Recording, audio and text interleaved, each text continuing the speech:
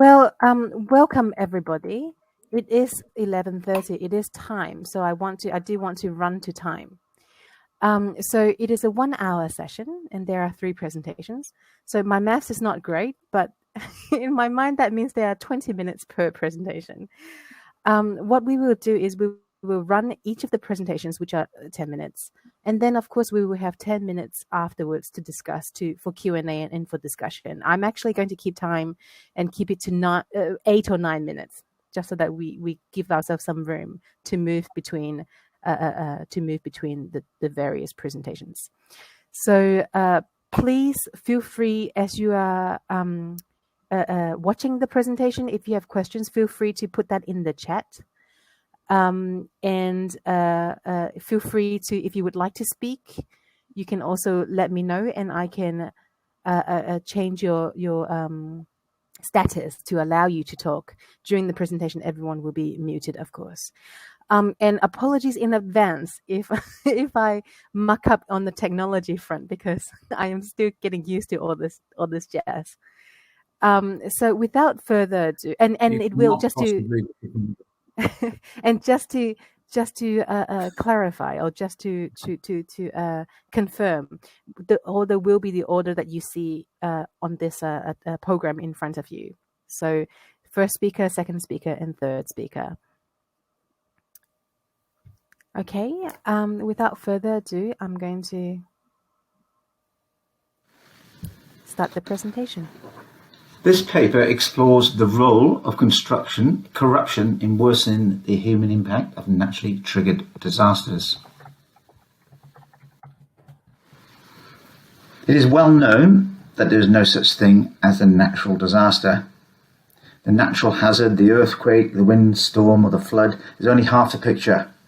Disasters occur when natural hazards meet vulnerability, which in the case of the built environment is almost exclusively human-made. A significant contributor to increased vulnerability is the potential for corruption. The effects of corruption in the location, design, construction and maintenance of buildings and infrastructure results in dangerous built environments which can kill, maim and make homeless large numbers of people every year. For example, in Mexico in 2017, 228 people were killed during an earthquake due to poorly constructed buildings signed off by private building inspectors, hired and paid for by developers, despite strict building codes and Mexico being seen as something of an international leader in earthquake safety design. The construction and infrastructure industries have been consistently labelled the most corruption-prone industries in the world by Transparency International. Transparency International describes a world built on bribes, noting that the impact of corruption is especially threatening for fast-growing cities in low and middle-income countries, where corruption can be high. Now, there has been a considerable amount of research into corruption in the construction industry. This has shown that large amounts of public funds injected into infrastructure and construction projects are frequently siphoned off into private hands. However, the observed and predicted increases in naturally triggered disasters, coupled with rapid rates of urbanization currently underway around the world, is leading to what one might call the urbanization of disasters. More than half the world's population, that's about 4 billion people, now live in urbanized areas, and this is predicted to increase to 7 billion by 2050. However, despite the apparent correlations between disasters, corruption and the built environment, there's been little research into this area. This paper presents the results of research which sought to understand this unexplored problem further. The methodology employed a systematic literature review, looking at papers between the years 1990 to 2020, using 3 main databases: PubMed, JSTOR and ProQuest.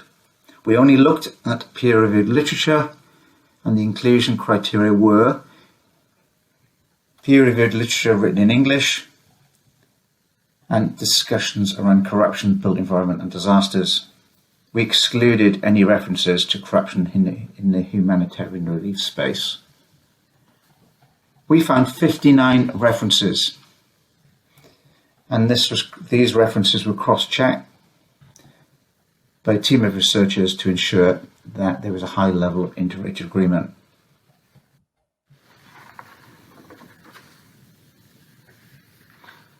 The findings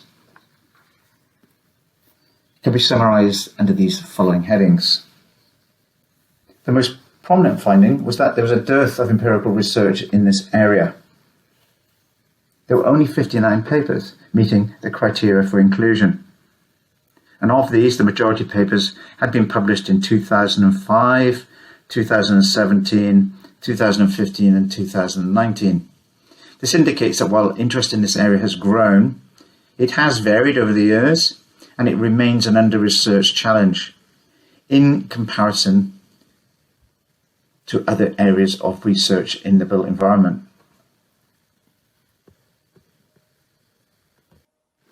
We also found that in the literature there was a very strong Asian focus. China and Indonesia were the two countries which were most discussed in the literature, about 88% of the papers. This is interesting that it contrasts with the United Nations reports, which find that in terms of regional coverage, the policy and practical initiatives aimed at reducing the risks of climate change and urbanization appear to focus more on Europe and Asia, rather than in any other region. In other words, the corruption literature does not align with the majority of practical initiatives taking place in the climate change disaster management area. Our finding that the majority of the literature on corruption disasters is in China and Indonesia does not also provide evidence that this is where the strongest relationship between corruption in construction and disaster outcomes actually occurs. For example, Transparency International's Corruption Perceptions Index ranked China 80 and Indonesia 85 out of 179 countries. This suggests this is not the case. However, we note the Transparency International Index is not a construction-specific index. And our finding that most of the literature that focuses on these countries does raise some interesting questions about why this is actually the case. We actually found also that there was a narrow disaster focus. Most of the papers focused on earthquakes, and earthquake studies also had the strongest links to the construction sector. This research indicates that more research is needed into the impact of corruption in other disaster contexts, such as floods and storms, which can clearly affect the built environment.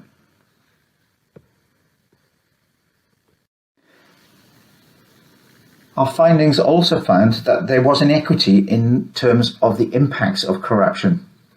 The publications we reviewed suggested that three key drivers led to opportunities for corruption were economic development, inequality and poverty, and that the impacts of disasters followed social stratifications, affecting the most poorest and most corrupt countries in the world. And it seems that no country's construction industry is immune, no matter how developed or developing the country is.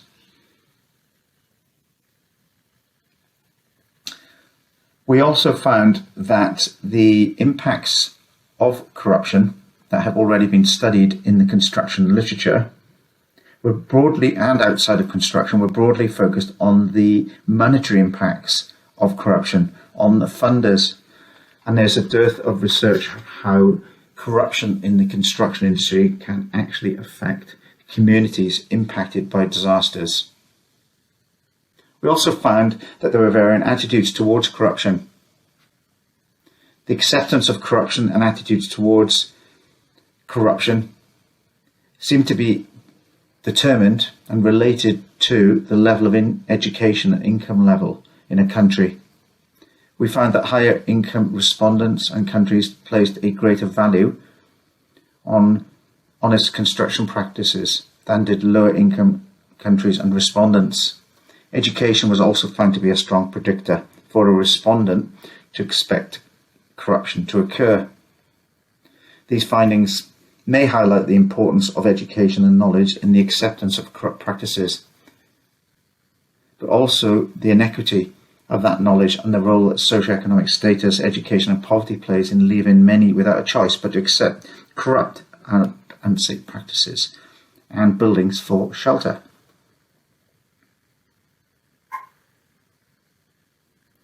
This moves the issue beyond simply the realms of accountability, construction, efficiency and governance, and places this topic firmly in the social justice arena. Finally, we also found that governance matters. Almost every publication discussed the quality of governance in relation to corruption and disasters. Issues included limited government oversight, incompetence, weak controls, low capacity and limited budgets. Our results show that countries where democratic institutions are strongly developed, where there are higher qualities of governance were associated with substantially lower levels of people affected by naturally triggered disasters. And while these studies clearly show that governance is important, more research is needed into this area.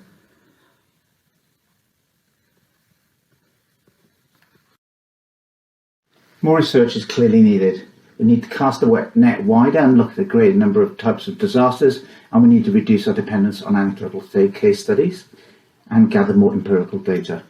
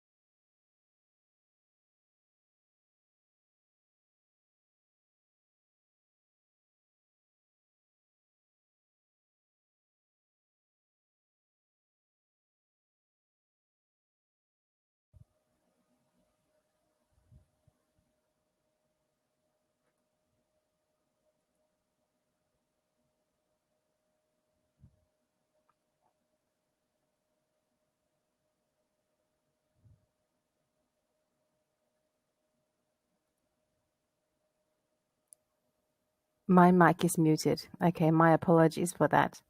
I was just saying, would Martin like to address Koki's question about the causal link between disasters and corruption and how it might be affected by government investment?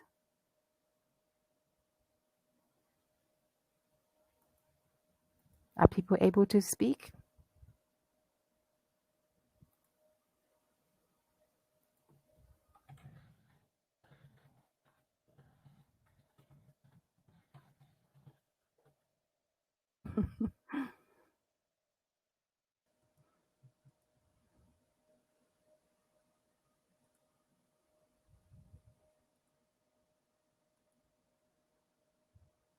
This is always the fun bit where I'm unable to get the thing to work.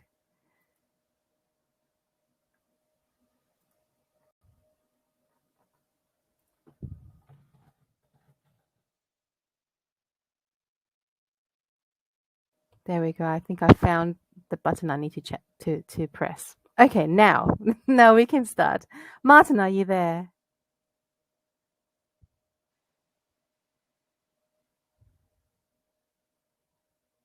Can you hear me, Vivien? I can hear you, yes. Great. Okay. I've eventually managed to get this to work. I am so sorry. I think I pressed the wrong button. Yeah. Yes. You're okay. I think we're all just pressing buttons frantically. Martin, are you around? We had a very interesting question. We have, Martin. Now. Yes. That was my fault. My apologies. Vivien, do you mind if I open with a question while... Yes, please.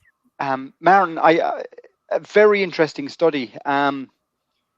You made a few points going through it. Number one, that there's very limited studies on this, and they're only around, is it 2003 and 2017? I think you made some 2 random years. Was there a reason or why there was just these 2 specific elements in time where there's suddenly significant interest in publishing in this area, or is it just completely random, or what do you think is the reason for it? Okay, can you hear me? I can indeed. Fantastic.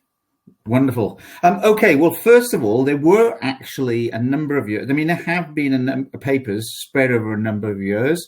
Mostly, I'm just looking at the paper findings now.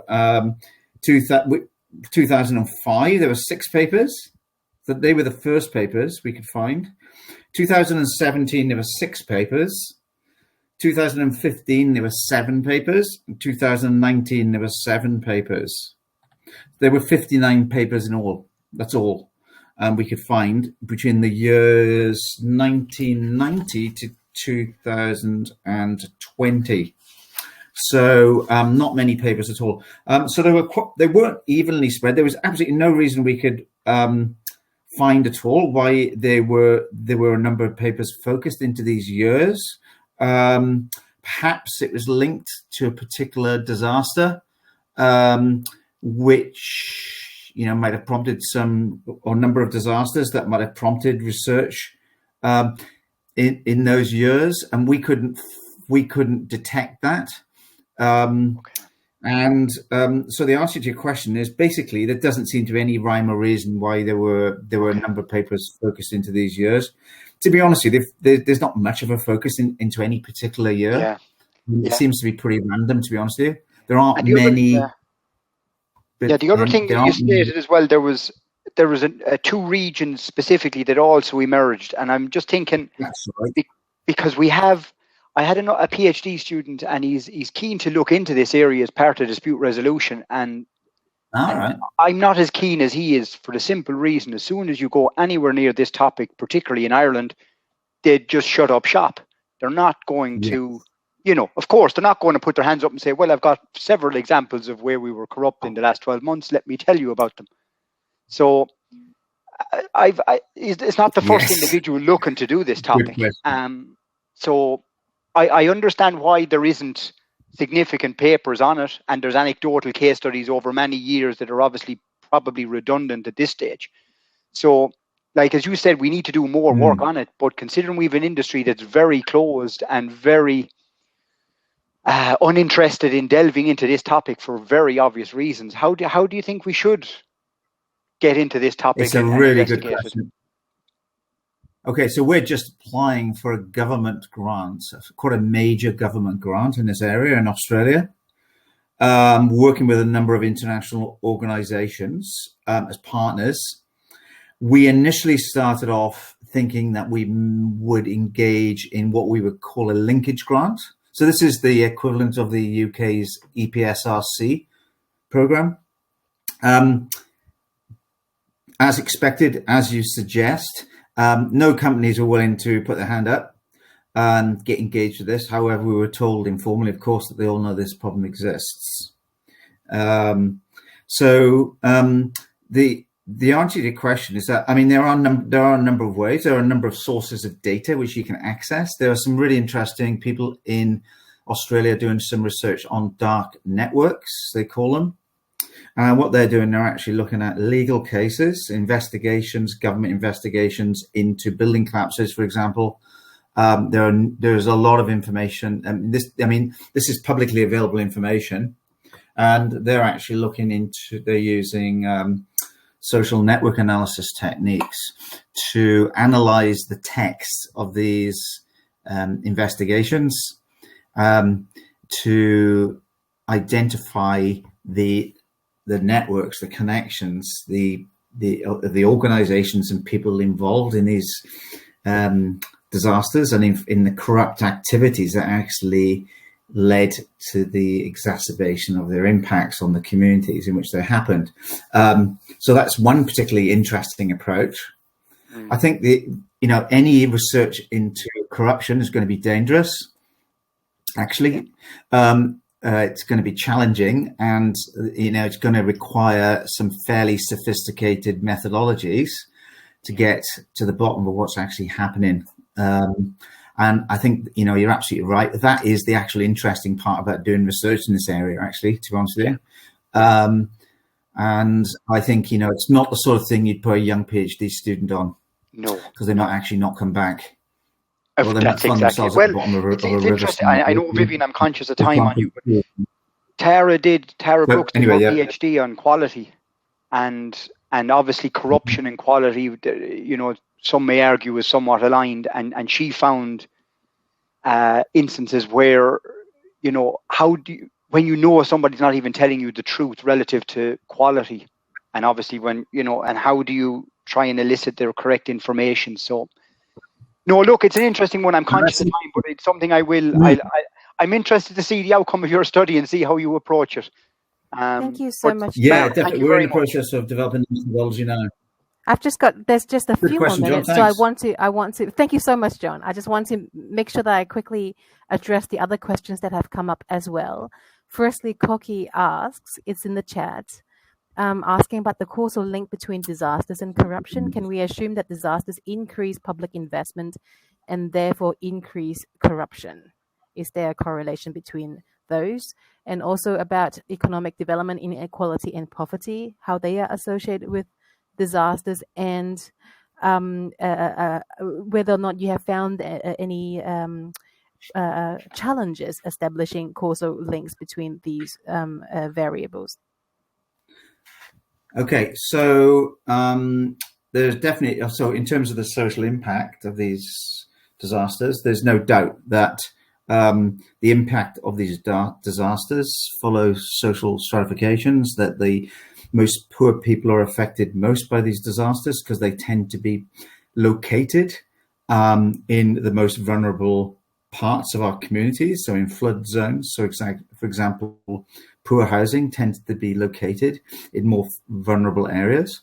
So the impacts of these disasters tend to actually impact upon poorer people. Interestingly, there's also quite a bit of research, for example, in the research into Hurricane Katrina in the United States showed that the impacts of the crisis, actually the social inequalities around the impacts of the crisis also continued into the rebuilding efforts and also in the evacuation efforts. So richer people got evacuated more quickly from vulnerable areas, but also when the actual the areas were rebuilt after the hurricane, that there were also significant inequalities there in terms of which houses got built first and where they got built. So again, poorer people tended to have their houses built after wealthier people and in more vulnerable areas again.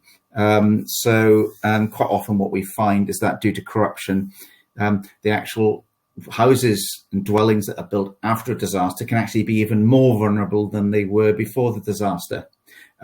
We weren't looking for causal links because this really wasn't really an empirical piece of research that looked at primary data.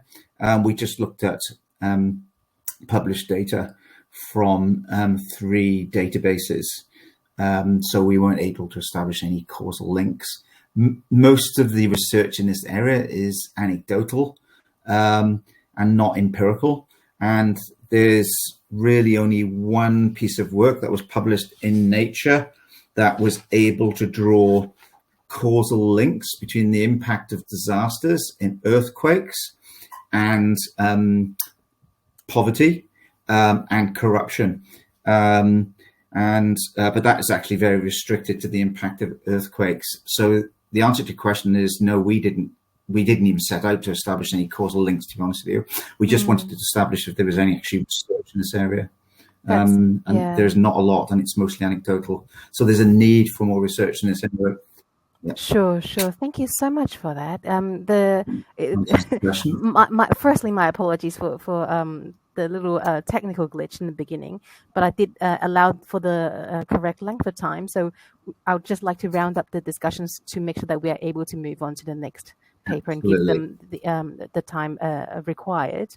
But please continue to discuss this paper in the chat. I see that there is a question there for Martin there about the selection of the 3 databases, but I would invite Martin to perhaps answer that in the chat. I would like to move on to the next presentation. Koki, can you please just say something? I've made you a presenter, so hopefully this means that you can actually use your mic, because that was an issue formerly when we tried to test it before. Are you able to say something? See if your mic works.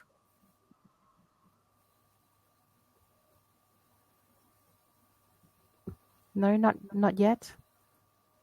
Okay, we'll continue working on this, I think, but I'd like to start your presentation, if that's okay. Hello everyone, my name is Morimoto from the National Institute of Land and Infrastructure Management of Japan. I am happy to be presenting our article at ARCOM 2021. This study is joint work with Professor Koki Arai of Kyoritsu Women's University.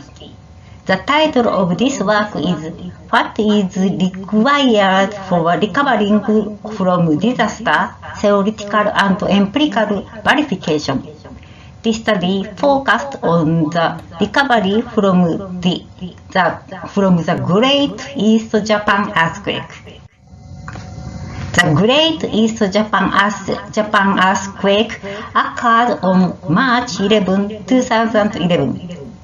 The earthquake and subsequent tsunami killed nearly 22,000 people. Regarding reconstruction, the following 3 goals have been identified. The first is to bring smiles to the faces of the children in the affected areas.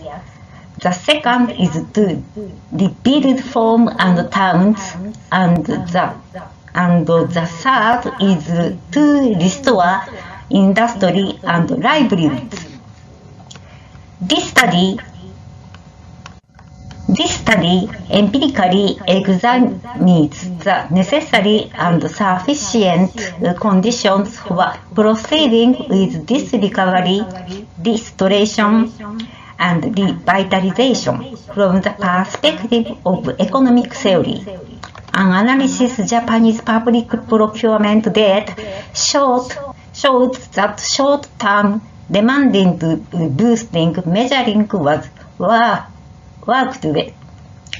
We believe that Japan is applying these lessons to its response to the current COVID-19 situation. Specifically, it is placing importance on productivity improvement through partnering and the use of new technologies.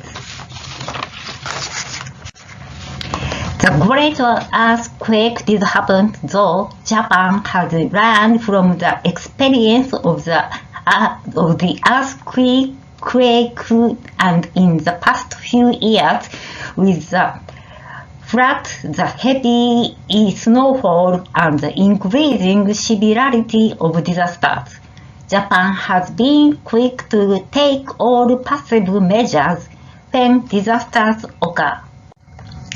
At that time of the earthquake, the construction of emergency temporary housing and the reconstruction of infrastructure were vigorously carried out as short-term measures. In the medium and long term, seamless support was carried according to the stage of reconstruction. Regarding the previous research, unexpectedly, there is a dearth of research in the field of construction management on the changes in the economic conditions around construction projects in natural disasters and reconstruction. Morizane and others analyzed the movement of companies that included agreement, examined the necessary conditions for building such cooperation systems, which is useful from the perspective of total response. Mori and the others have examined road administration in terms of overall infrastructure management from a broader perspective. As a result of these studies, the need for preparedness and organizational readiness to respond to disaster has been examined. But the focus has not been a disaster recovery, and many elements have been summarized. This paper takes this perspective into account and clarifies the actual state of efforts in earthquake recovery from the perspective of public procurement. As for methodology, this study shows how supply and demand are affected by shocks due to the earthquake and tsunami, and how they responded to these shocks through model-based reasoning and empirical verification.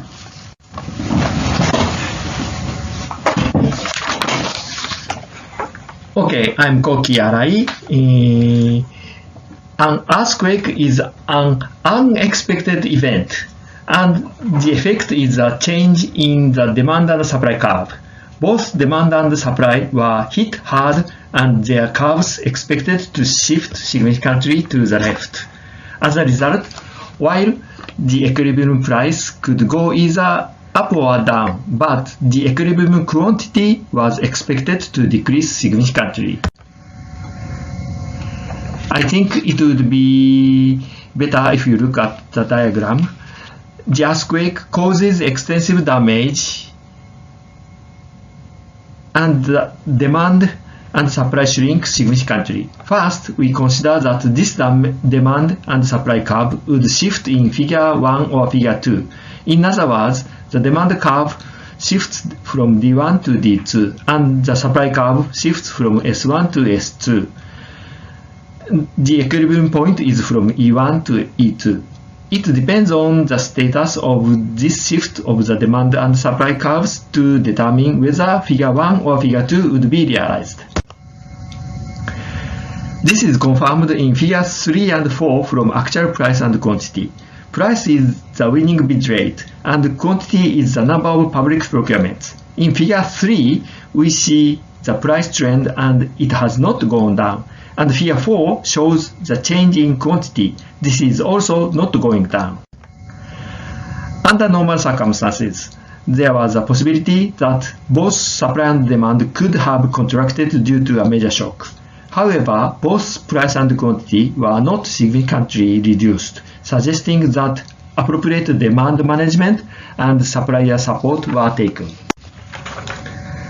This can be confirmed by the following 2 points. The first is the size of the total estimated price or total procurement amount. The Tohoku region, which was hit by the great earthquake, has seen larger increase than the rest of Japan. This is the blue line in the graph in figure 5. Second, the number of suppliers was about to decrease, but a large increase in public procurement led to an increase in the number of suppliers, as can be seen from the blue line in figure 6. Especially the increase in 2012. In the following, the relationship is estimated by a simple regression equation. That is, how the total expected price set by exogenous factors changed before and after the earthquake is estimated by fixed effects for each local development authority using earthquake dummies. The paper presents 4 estimating equations and the results of the regressions, but we would explain one of the most typical ones here. The results in table 1 show that the Tohoku has clearly increased its public procurement since the earthquake, econometric analysis shows that it has increased significantly while other regions have been squeezed in public procurement.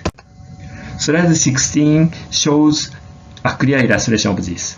In response to the shock of the earthquake, the total amount of planned prices for public procurement has increased from 2012 to 2014 as a measure to stimulate demand. In response, the demand expansion measures shifted the demand curve from D2 to D3, and the price realized did not fall below the original price. In order to recover from the devastating damage to infrastructure, demand control measures must be taken first. After that, supply control measures for more effective and efficient provision of construction services would be sufficient conditions.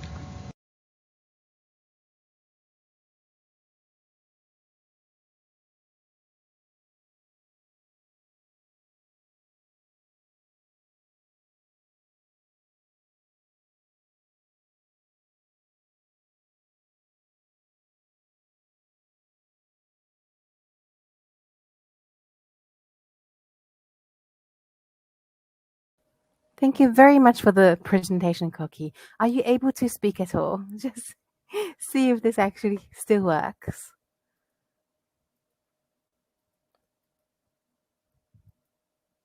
But if not, if someone would like to ask any questions, please let me know. We can also, of course, do this via the chat function as a worst case scenario, as a backup, I mean.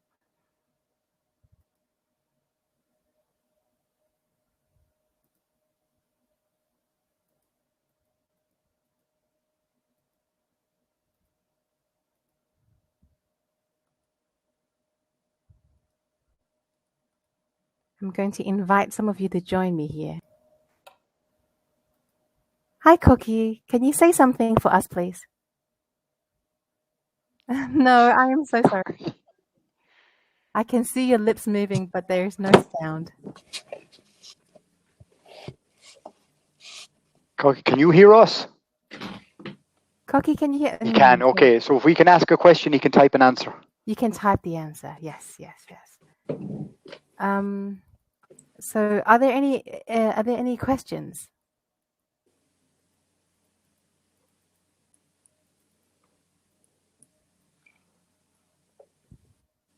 I'm okay. Really interesting, Koki. You were looking at procurement post-disaster, right? And you were finding some correlations between because of the shift in supply and demand. So how were you able to collect the data to support that claim? Is it looking at the number of projects procured specifically for different locations? You know, what was the process for collecting data for this study?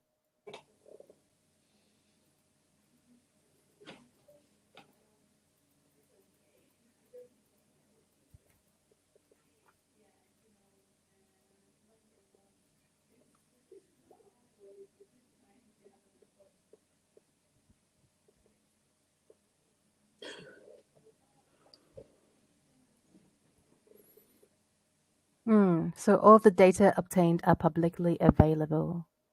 I can see that there is a connection as well between this paper and the previous paper, where there is a lot of emphasis on earthquakes as the disaster event. Of course, earthquakes are particularly of interest, of significance to Japan because it experiences earthquakes so often.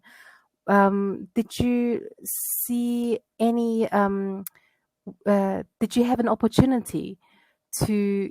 I know that wasn't the focus of your research, but did you have any opportunity to see whether or not there was data on other types of disaster, or in Japan is it mainly focused around earthquakes?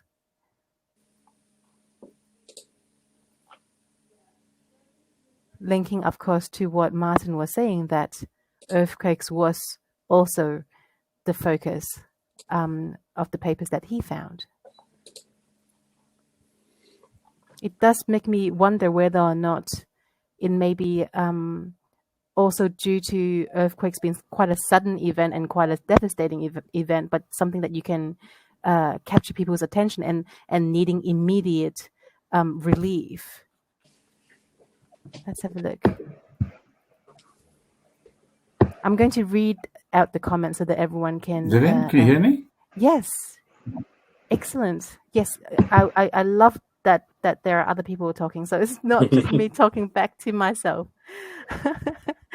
I'll just quickly read out Koki's response. I don't know if you can hear me or not. Analysis of earthquakes, but other analyses are possible. For example, we also did the analysis of COVID.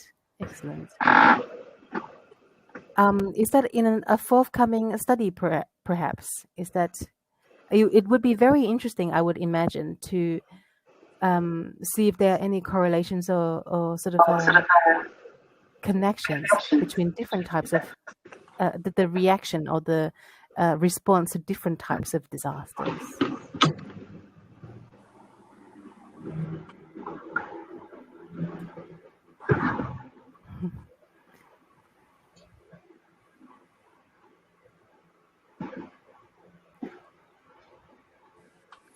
Yes, working on some analyses. Excellent. Any other questions from any of the other people in the audience? Okay. Can I go ahead, Vivien? Please. Please. I found it interesting because I've seen a similar sort of studies, but most of them are qualitative studies. And probably this is the first time I've seen a more of a quantitative study in that area. But again, I think the interesting part is that it is focusing on demand and supply side. I always, when it comes to quantitative study, the challenge we have is that every disaster you go through, depending on the context, depending on the type of disaster, depending on the location that is based on, the procurement, the demand, everything is going to change. So I find it very difficult to quantify something because it's very much context specific. But I think you have done a good work in terms of looking at a particular country and then a type of disaster. So what do you think about that? Do you think that this particular model that you have come up with probably is something that we can apply to other contexts, other places?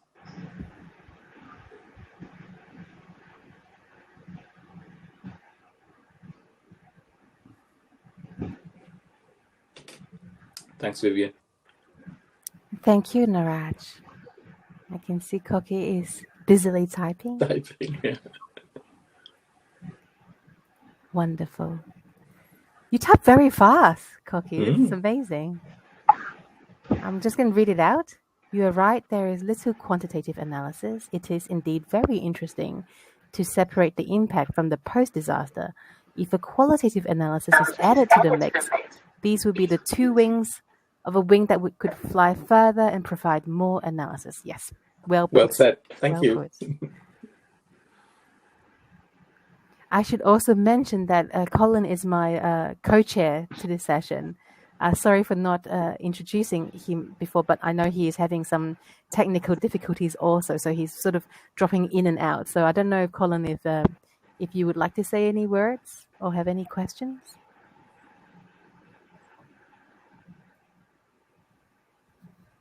No?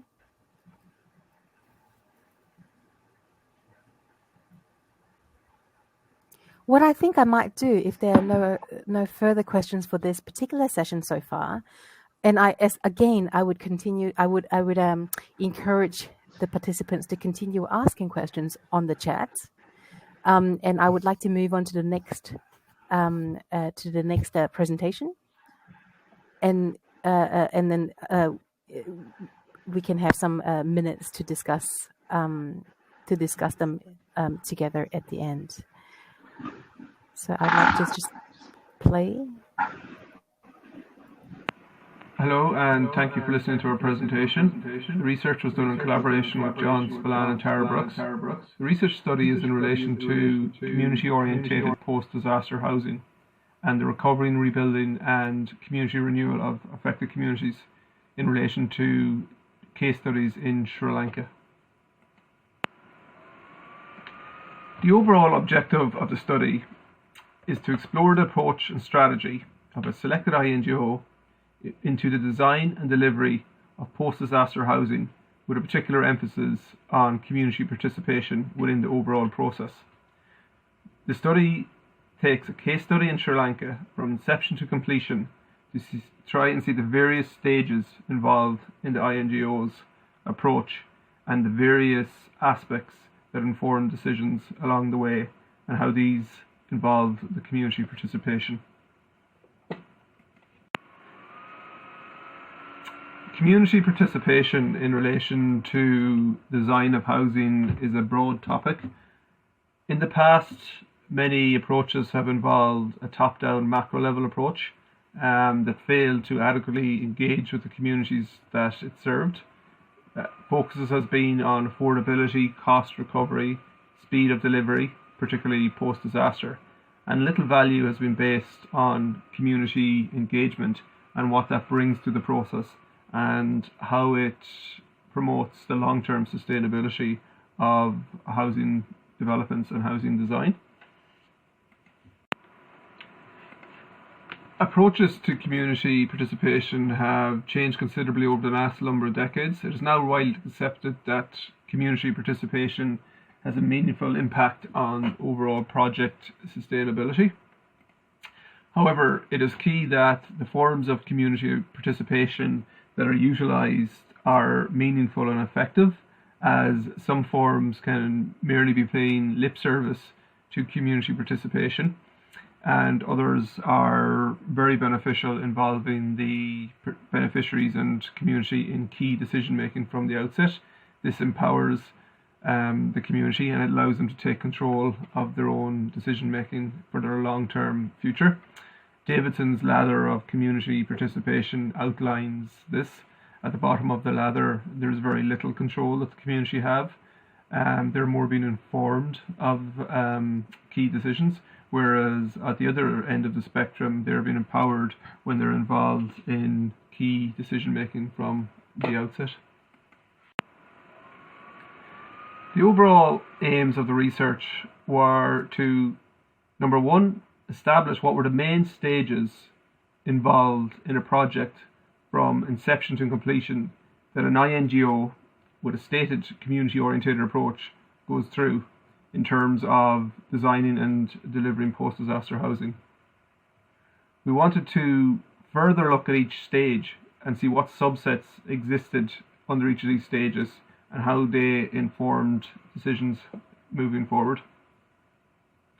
We also wanted to understand in detail what actual participation the community played in the overall approach, and was it meaningful participation in terms of how the INGO approached the project in terms of design and delivery. The research involved a case study approach. 2 housing case studies from Batticaloor and the east side of Sri Lanka were utilised. A total of 151 housing units were involved in both case studies. They were post-disaster houses following the 2004 tsunami. A literature review was undertaken on the topic, including areas of participation in housing design and post-disaster housing. Semi-structured interviews were undertaken with 2 of the leading managers within the organisation, one being the national director and the other being the regional director. Documentation was provided by the organisation both on the particular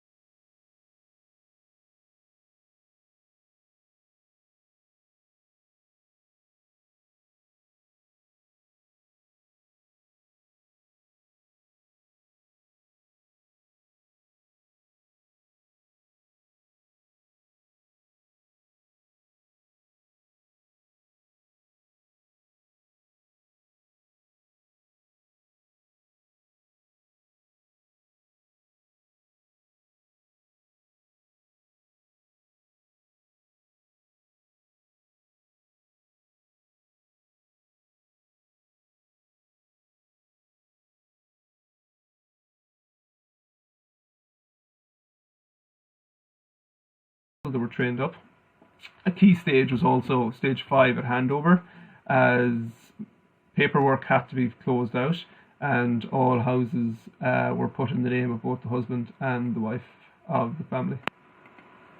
Observation studies of the dwellings throughout both case studies enabled practical analysis of how the buildings performed in the following years after implementation. Buildings in general were maintained very well and met most inhabitants' needs. Other observations involved seeing spin-off cottage industries throughout the community, selling materials for maintenance of the dwellings, and also construction of extensions and alterations to the dwellings. Over 50% of the dwellings had been modified or extended over the subsequent years since implementation.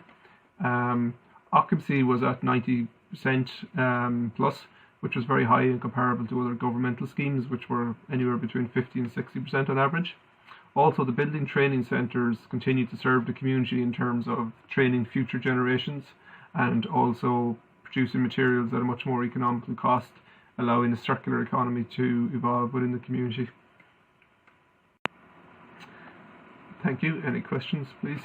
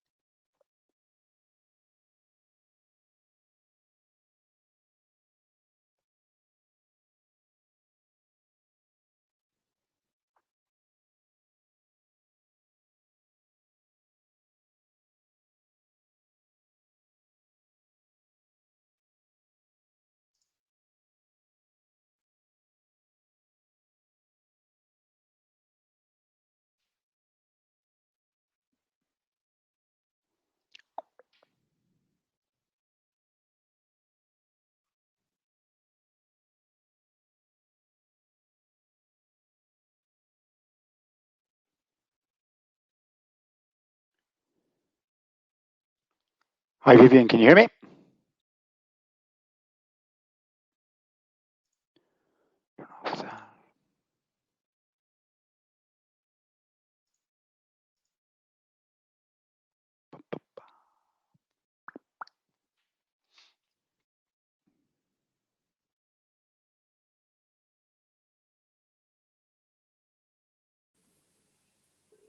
Niraj, how are you? Can you hear me?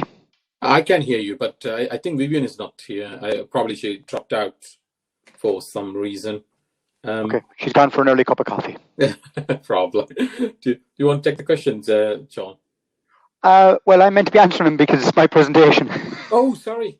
Yes, I just realized. Yes. I'm now, before we go, and I explained this to Vivien at the start, I'm standing in on behalf of John, who had to step out on short notice.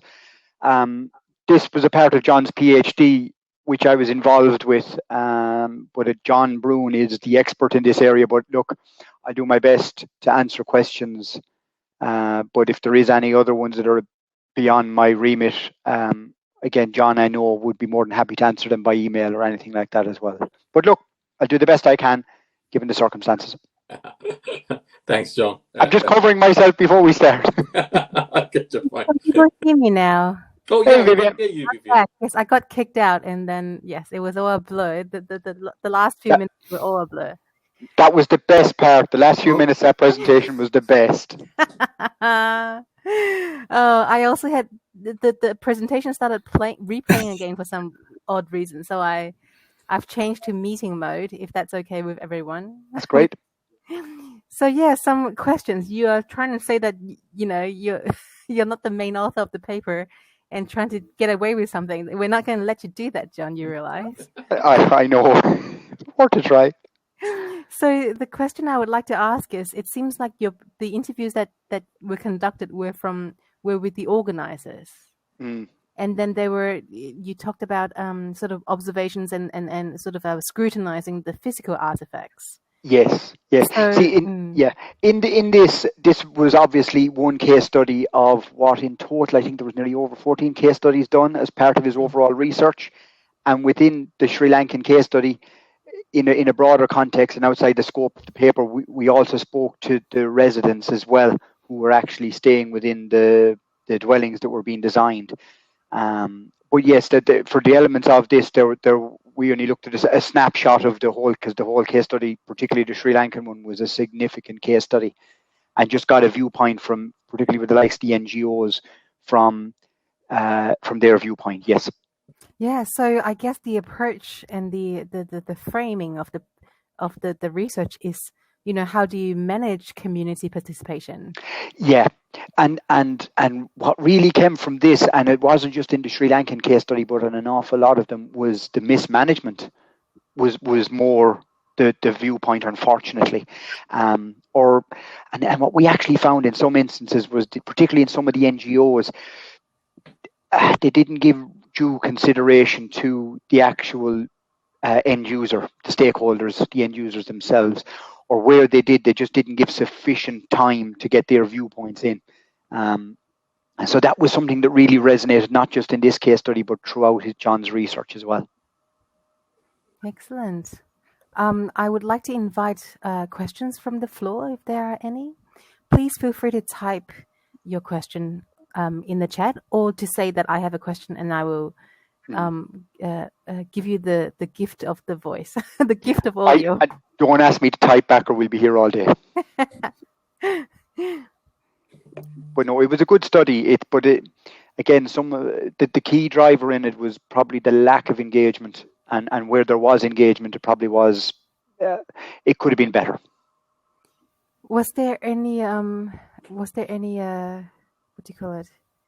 Any sense that in a situation where you really need to get a project up and going really quickly, that community participation was sidelined as something maybe less important? Yeah, but look, and again, it's something that even with Martin at the start of his presentation, and again with the second presentation with the earthquake, needs must. So if you've got suddenly large communities are wiped out, be it from earthquake or whatever natural disaster, the need to get housing in at a rate and with urgency, obviously sideline somewhat the engagement with the end user, which, look, it's not ideal, but again, if you've got you've hundreds of thousands of people displaced, with no accommodation, with no roof over their head. Yeah, I'm not trying to defend NGOs in that regard, but in some instances, yes, they weren't exactly engaged in a full and fruitful manner. Excellent. Thank you for that. I see that we've got a whiteboard in front of us for some reason. Feel free to draw a smiley face if you want, but for those that prefer to type rather than draw. Can you hear me? Hi, Martin. Yes. Hi. We can hear you. We heard you for a mini second. Hello, can you hear me? We can hear you. Yes, we can hear you. Oh, good. Good gosh. Fantastic. I can't see you, or I can only just hear you, but anyway, I'll ask a question anyway. Yeah, you see a lot of this in Indonesia when you're traveling to Indonesia. Can you hear me still? We can hear you. There we go. Okay. Yeah, fantastic. You see a lot of this in Indonesia. I mean, from a purely practical point of view, really, you see a lot of inappropriate housing being built after a disaster in Indonesia.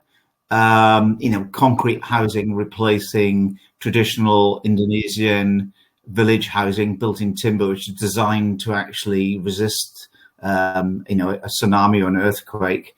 And what tends to happen, of course, is that the houses that are put in then are actually are less appropriate,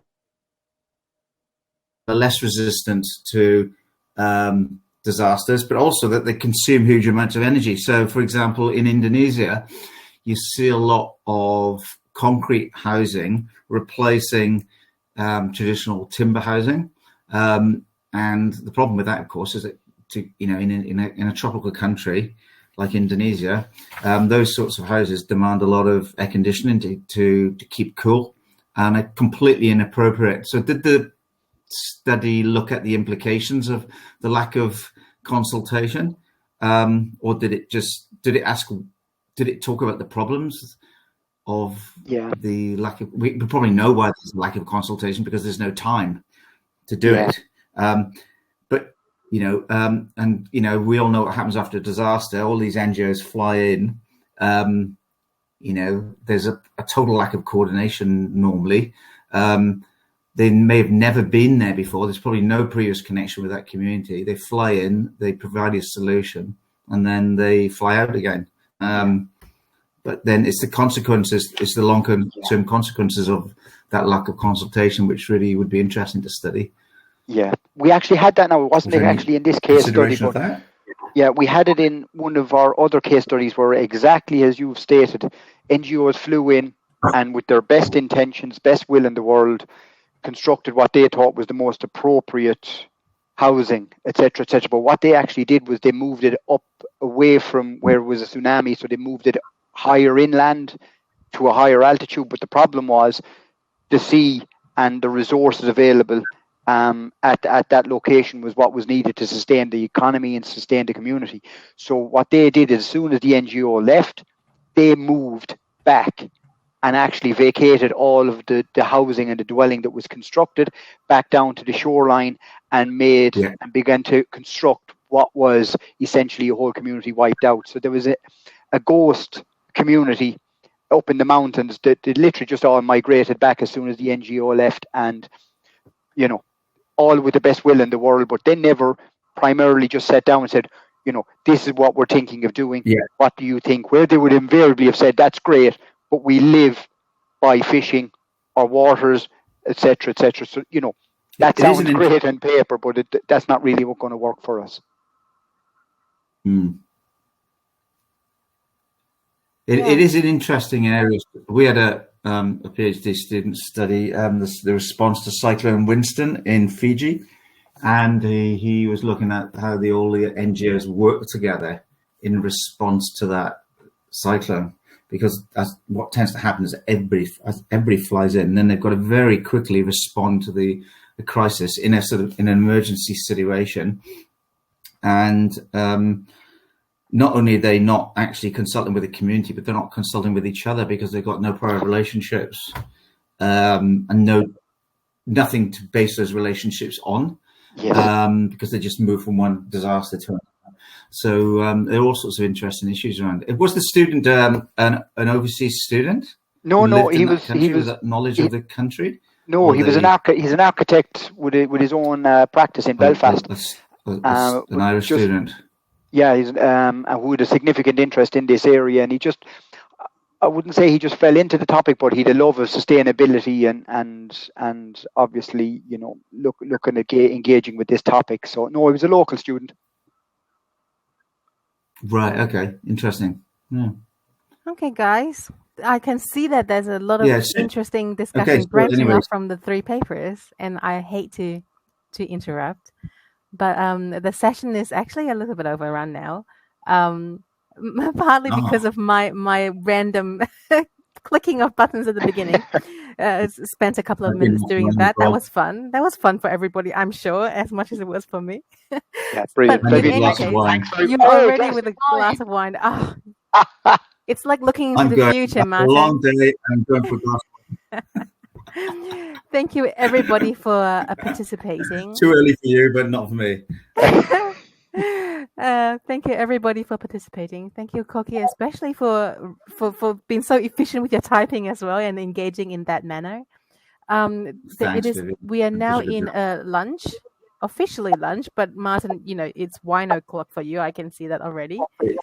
There is, please, for those of you who would like to join us, I think Niraj is it Niraj is chairing? Myself and Niraj, I think, yeah. Oh yes, so you guys are going to lead a fun social session in the cafe. So I might see some of you there, and then we'll see you in later sessions.